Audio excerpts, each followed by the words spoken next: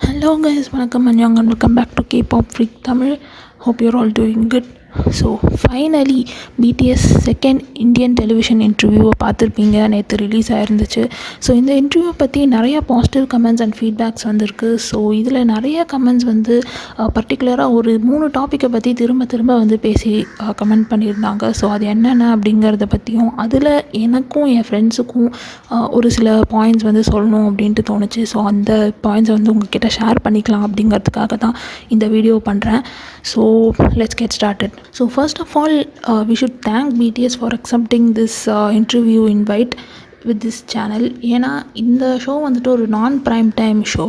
So maybe யூடியூப்பில் இந்த show வந்துட்டு ஃபேமஸாக இருக்கும். பட் டெலிவிஷனில் அப்படின்னு சொல்லும்போது ஒரு பர்டிகுலர் செட் ஆஃப் ஆடியன்ஸ் தான் வந்து இந்த ஷோவை பார்ப்பாங்க. Like kebab fans are celebrities, news அந்த மாதிரி பார்க்குறவங்களுக்கு தான் இந்த ஜூம் டெலிவிஷனில் பார்ப்பாங்க. டைம்ஸ் நவ்வில் இந்த ஷோ வந்து போட்டிருந்தாங்க. பட் 3:30 PM அப்படிங்கிறது வந்து ஒரு நான் ப்ரைம் டைம் அப்படின்ட்டு சொல்லலாம்.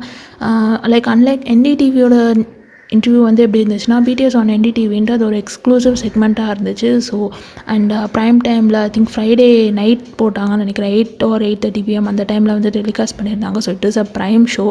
ஸோ அந்த ரீச்சும் இந்த ஷோவோட ரீச்சும் வந்துட்டு டெஃபினட்டாக இட் டிஃபர்ஸ். அண்ட் 2 ஷோவையும் வந்துட்டு கம்பேர் பண்ணுறது வந்து டைம் வைஸ் தான் நான் கம்பேர் பண்ணுறேன். நான் கொஷின் அந்த செக்மெண்ட் பற்றி பேசலை. ஸோ அதை பற்றி நான் பின்னாடி எக்ஸ்பிளைன் பண்ணுறேன். ஸோ அண்ட் செகண்ட்லி, இந்த இங்கே இந்தியாவில் வந்துட்டு கேபாப்போட ஃபேண்டம் வந்து சொல்லணும்னா இப்போ தான் வந்து கொஞ்சம் கொஞ்சமாக க்ரோ ஆகிட்டுருக்கு. அண்ட் ஒரு சில கொலாபரேஷன் ப்ராடக்ட்ஸ், மர்ச்சன்டைசஸ்லாம் இப்போ வந்து அவைலபிளாக இருக்குது. லைக் மெக்டொனால்ட்ஸோட BTS meals and Samsung S20 BTS edition last year release பண்ணியிருந்தாங்க. ஸோ அந்த மாதிரி ஒரு சில மர்ச்சன்டைசஸ் தான் இப்போ அவைலபிளாக இருக்குது. ஸோ அந்த மாதிரி டைமில் இந்த இன்டர்வியூ வந்து பிடிஎஸோடைய பாப்புலாரிட்டி இப்போ எவ்வளோ அளவுக்கு இன்க்ரீஸ்டாக இருக்குது அப்படின்றது தெரியும். ஸோ அந்த மாதிரி டைமில் இந்த ஒரு நான் ப்ரைம் டைம் ஷோக்கு அக்செப்ட் பண்ணிக்கிட்டாங்க அப்படிங்கிறது பெரிய விஷயம். அண்ட் ஆல்சோ இந்த இன்டர்வியூ ஆர்கனைஸ் பண்ண டீமை வந்து நம்ம கண்டிப்பாக அப்ரிஷியேட் பண்ணியே ஆகணும். ஏன்னா பிடிஎஸோடைய டைம் ஸ்கெடியூல்ஸ் ரொம்ப டைட்டாக இருக்கும். ஸோ இந்த டைம் பட்டர் ரிலீஸ் ஆன டைமில் அவங்க ஸ்கெடியூல் அரேஞ்ச் பண்ணி பிடிஎஸை வந்து ஆர்கனைஸ் பண்ணியிருக்காங்க அப்படின்றது ஒரு நல்ல விஷயம். So kudos to the team. As I was saying, comments படிச்சிருந்தேன் இந்த ப்ரோக்ராமுக்கு கீழே இருந்த comments and so overall comments. So அதில் வந்து ஒரு 3 டாபிக் வந்து அடிக்கடி பேசிகிட்டே இருந்தாங்க. அது என்னென்ன அப்படின்ட்டு பார்க்கலாம். ஸோ ஃபர்ஸ்ட் வந்து எதை பற்றி நிறைய பேசியிருந்தாங்க அப்படின்னா, இந்த பர்டிகுலர் ஷோ வந்துட்டு அமெரிக்கன் இன்டர்வியூஸை விட வந்து பெட்டராக இருந்துச்சு அப்படிங்கிற மாதிரி நிறைய பேர் சொல்லியிருந்தாங்க. ஸோ இதை பற்றி என்னோடய பாயிண்ட் ஆஃப் வியூலேருந்து நான் என்ன சொல்லணும்னு நினைக்கிறேன் அப்படின்னா, இந்த ஷோவையும் அமெரிக்கன் இன்டர்வியூஸும் வந்துட்டு கம்பேர் பண்ணுறது ஒரு நல்ல ஐடியா கிடையாது அப்படின்னு சொல்வேன். ஏன்னா ஒவ்வொரு ஷோக்கும் ஒவ்வொரு பர்டிகுலர் வைப் இருக்கும். ஸோ இந்த பர்டிகுலர் ஷோ வந்துட்டு it is a different style of show. So இதை எடுத்துகிட்டு போய் அந்த ஷோவோட கம்பேர் பண்ணுறது வந்து எனக்கு அவ்வளோவா கரெக்டுன்ட்டு படலை. அண்ட் ஓவரால் யூஎஸில் வந்துட்டு இருந்த எல்லா ஷோவுமே வந்துட்டு மோசமாக இருந்துச்சு அப்படின்ட்டு சொல்ல முடியாது. ஒரு சில ஷோஸ் அந்த மாதிரி சரியாக இல்லை அப்படின்றதுக்காக எல்லா ஷோஸுமே வந்து மோசம்னு சொல்லிட முடியாது. நம்ம ஜேம்ஸ் கோர்டனோட ஷோ கார்பூல் கேரியோக்கியாக இருக்கட்டும், இல்லை ஜிம்மி ஃபேலனோட ஷோஸில் வந்துட்டு அவர் சப்வே ட்ரெயினில் இருக்க மாதிரி, ஸோ அந்த மாதிரி டிஃப்ரெண்ட்டாக அவங்களும் சில செக்மெண்ட்ஸ்லாம் பண்ணியிருக்காங்க. ஸோ எல்லாமே வந்துட்டு ஓவராலாக மோசம் அப்படின்ட்டு நம்ம வந்து பிராண்ட் பண்ணிட முடியாது.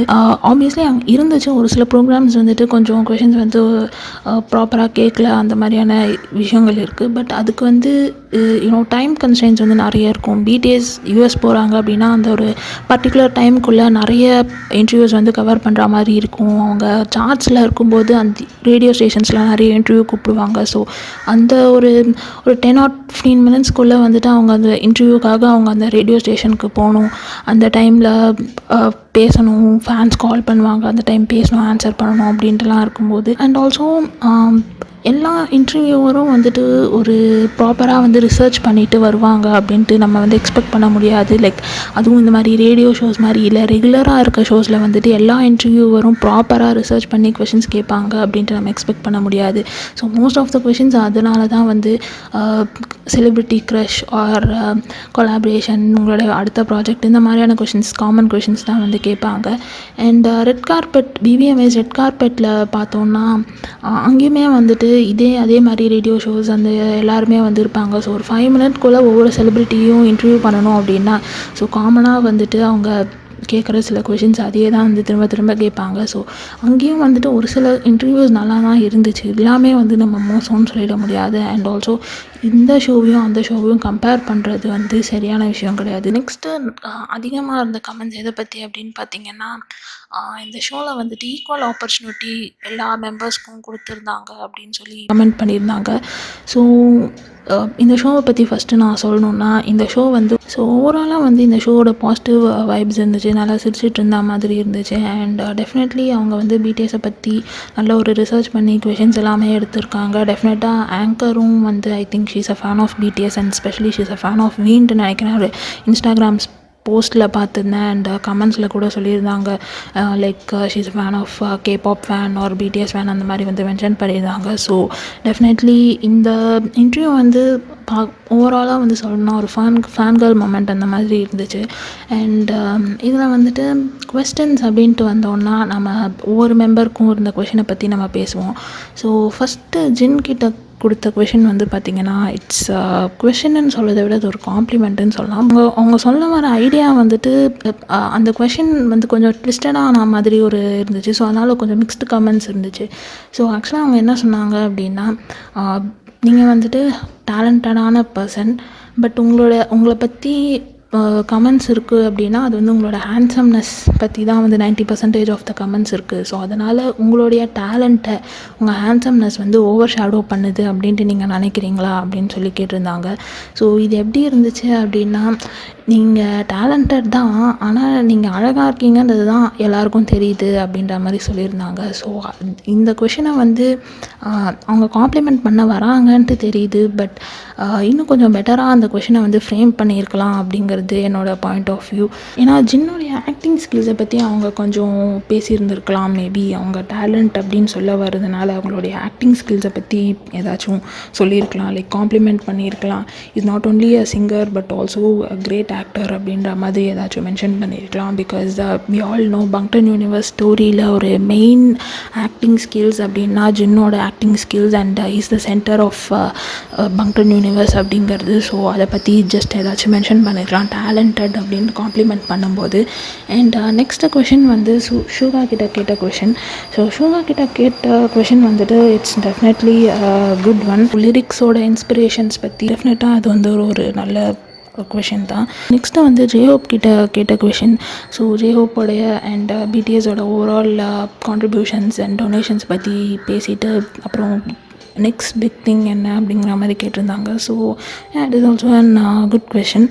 ஸோ ஆரம்கிட்ட வந்துட்டு சாங்ஸோடைய அந்த ஸ்ட்ரெஸ் ஆஸ் அ லீடராக ஆரம்கிட்ட ஒரு ஆல்பம் கம்பேக் அப்படின்னா என்ன மாதிரியான ப்ரிப்பரேஷன்ஸ் இருக்கும் அந்த மாதிரியான கொஷின்ஸ் கேட்டிருந்தாங்க. So it is also a good question. Jimin கிட்ட கேட்ட கொஷின் பார்த்திங்கன்னா லைக் அவருடைய ஆக்ஷன்ஸ், ஐ மீன் ஓவரால் செலிப்ரிட்டி யாராக இருந்தாலுமே வந்து அவங்க பண்ணுற விஷயம் வந்துட்டு அதிகமாக பேசப்படுது, மானிட்டர் பண்ணப்படுது அப்படிங்கிறத பற்றி கேட்டிருந்தாங்க. அண்ட் இதுக்கு ஜிமினோட ஆன்சர் வந்துட்டு ரொம்பவே ஒரு பாசிட்டிவான ஒரு ஆன்சராக இருந்துச்சு. நெக்ஸ்ட்டு வி கிட்ட கேட்ட கொஷின் வந்துட்டு ஆக்சுவலாக அது கொஸ்டின் இல்லை, it was a compliment. So வியோட வாய்ஸ் பற்றி மென்ஷன் பண்ணியிருந்தாங்க. ஸோ வியோட வாய்ஸ் வந்து லைக் ப்ராக்டிஸ் பண்ணால் தான் வருமா இல்லை நேச்சுரல் பார்ன் சிங்கராக அந்த மாதிரி வந்து கேட்டிருந்தாங்க. So it was not a question, I don't say it as a question. But V கிட்ட சொன்ன காம்ப்ளிமெண்ட் எல்லா மெம்பர்ஸ்கிட்டையும் அவங்களுடைய காம்ப்ளிமெண்ட்டையும் வந்து சொல்லியிருக்கலாம். RM as a leader, Suga as a music producer, அந்த மாதிரி J-Hope as a dancer, Jimin as a dancer and performer, and Jin as a vocalist, as visual, அது எல்லாத்தையுமே வந்துட்டு காம்ப்ளிமெண்ட் பண்ணியிருக்கலாம் அப்படின்ட்டு தோணுச்சு.